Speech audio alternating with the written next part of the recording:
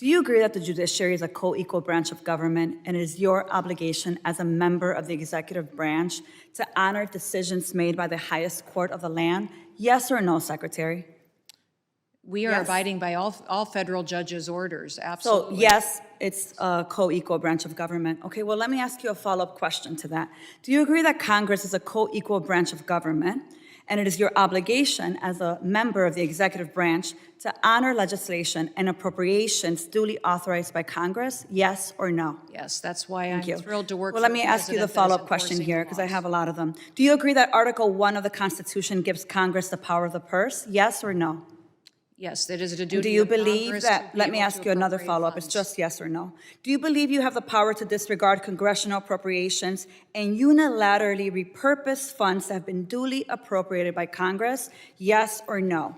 Ma'am, we are not doing that. So the We are answer to using you is dollars no. as to All how right, they well, were it was a yes appropriated. or no, We're ensuring the Secretary. Let me programs have been continue. Interestingly, you said no.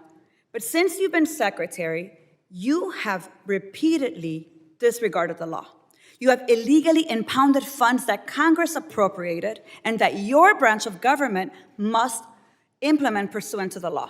Yet you've closed offices established in law, including the Office for Civil Rights and Civil Liberties, the Office of the Immigration Detention Ombudsman, the Office of the Citizenship and Immigration Services, and you've canceled contracts for programs authorized in law, including shelter and service programs and citizenship and integration grants.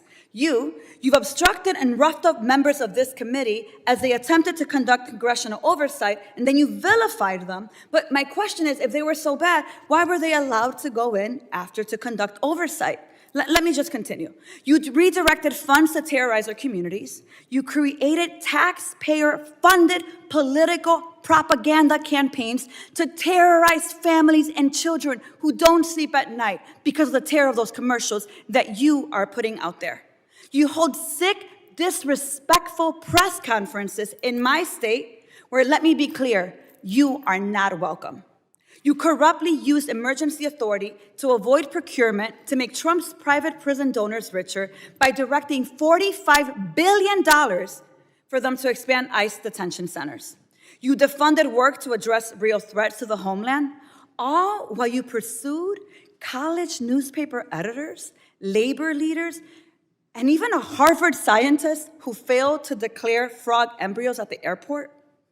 Clearly, we don't have time for all my questions, so I have 13 pages worth of questions that I will be submitting to the record that I expect you and the administration to answer.